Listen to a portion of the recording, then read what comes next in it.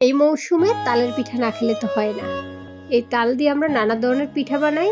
এরই মধ্যে একটি আজ আমি আপনাদের সাথে শেয়ার করছি। আসসালামু আলাইকুম, কেমন আছেন সবাই? সকলকে শুভেচ্ছা জানাচ্ছি চ্যানেলের নতুন ভিডিওতে। আজ নিয়ে এসেছি তালের কেক পিঠা। এই পিঠাটি ভাপে তৈরি করিনি, আজ শেয়ার করছি পিঠা প্যানে তৈরি করে। একেবারে পারফেক্ট হয়, নিচের অংশটা হালকা ভাজা ভাজা, খেতে অনেক বেশি মজাদার হয়। চলুন কথা না বাড়িয়ে মূল কাজে যাই। এই তালের পিঠা তৈরি করার জন্য এখানে একটি তাল নিয়েছি। পারফেক্টলি পাকা তালটাকে এখন আমি এর উপরের শক্ত আবরণটা ছাড়িয়ে নিচ্ছি, তারপর একে একে তালের খোসাগুলো ছাড়িয়ে নিচ্ছি। পাকা হলে তালটা সহজেই খোসা ছাড়ানো যায় এবং এর রসটা সহজেই বের করা যায়। অবশ্য তালের রস বের করার ডিটেলস ভিডিওটা আমার চ্যানেলে দেওয়া আছে, আপনারা চাইলে দেখে নিতে পারেন। তবে হালকাভাবে আমি এখানে শেয়ার করে দিলাম। এখন তালের বিচিগুলো আলাদা করে নিচ্ছি। এই তালে 3টা বিচি ছিল, এখন এই বিচিগুলো আলাদা করে নিচ্ছি। এখন এই বিচিগুলো থেকে তালের রস বের করে নিব। আমি একেবারে ঘন তালের রস বের করব, সেজন্য এগুলোকে আলাদাভাবে পানি দিয়ে মেখে নিচ্ছি না। আমি একটা স্ট্রেনারের মধ্যে ঘষে ঘষে তালের রসটা বের করে নিচ্ছি। আপনারা চাইলে ঝুড়িতে ঘষে ঘষেও এই তালের রসটা বের করে নিতে পারেন। আমি একেবারে ঘন তালের রস বের করি। এই তালের রস ভাদ্র মাসে সংগ্রহ করে আমি বক্সে করে ডিপ ফ্রিজে রেখে সারা বছর একটু একটু করে বের করে পিঠা বানিয়ে খাই। তাই আমি এভাবে ঘন তালের রসটা বের করি। তালের রস বের করা হয়ে গেছে, একেবারে ঘন তালের রস বের করে নিলাম। এখন তালের কেক পিঠা বানানোর জন্য এর ব্যাটারটা তৈরি করে নিব। সেজন্য একটা মিক্সিং বোলের মধ্যে নিয়ে নিচ্ছি চালের গুঁড়া।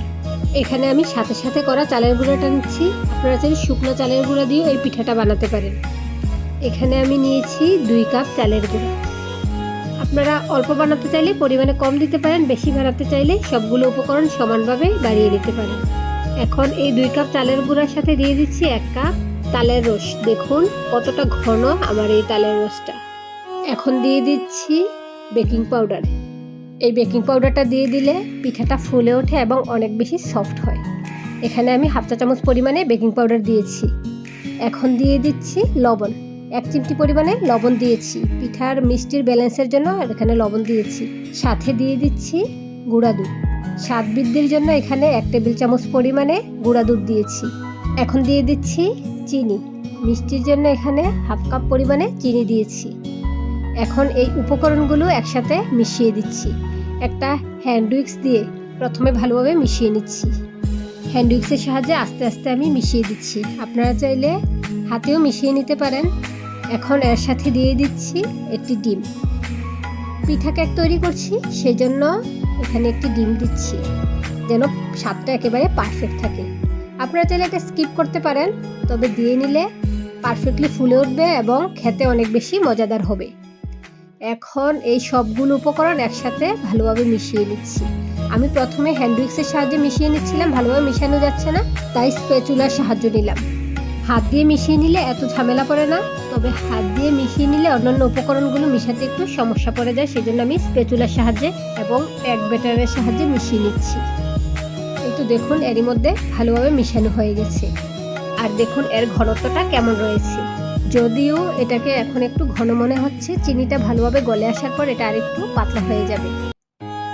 ভালোভাবে মিশিয়ে নিয়েছি, তবে এরই মধ্যে আমি এর সাথে নারিকেল টুকরা করে দিয়েছি। ওই অংশটা আমার স্কিপ হয়ে গিয়েছে। এখন চুলায় একটি তাওয়া বসিয়ে দিয়ে এর মধ্যে আমি পিঠা প্যানটা বসিয়ে দিয়েছি। পিঠা প্যানে প্রথমে আমি তেল ব্রাশ করে নিচ্ছি।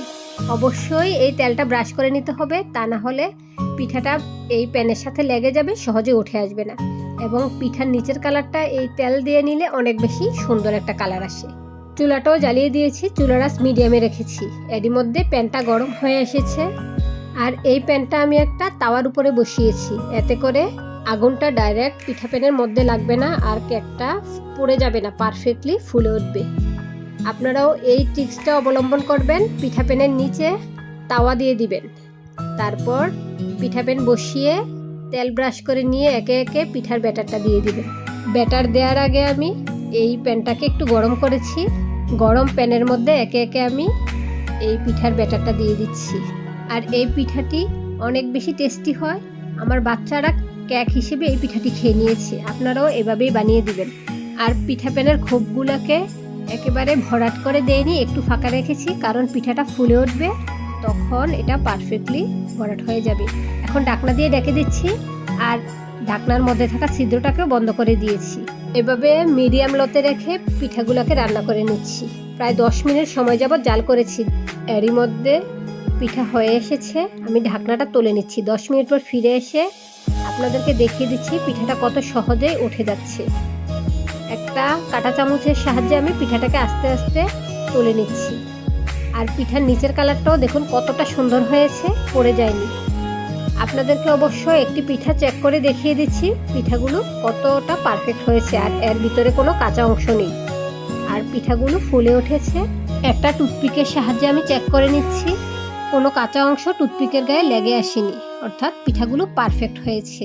প্যানটা কিছুটা ঠান্ডা হওয়ার পর পিঠাগুলো প্যান থেকে তুলে নিয়ে এসেছি। দেখুন কতটা সফট হয়েছে, আর খেতেও অনেক বেশি মজাদার হয়েছে। আমার বাচ্চারা এই তালের পিঠা খেতে চায় না, তাদেরকে এভাবে কেক বানিয়ে দিলে তারা কেক মনে করে এটা খেয়ে নেয়। অনেক বেশি টেস্টি। আজ তাহলে এ পর্যন্তই, আবার চলে আসবো নতুন ভিডিও নিয়ে। আল্লাহ হাফেজ, আসসালামু আলাইকুম।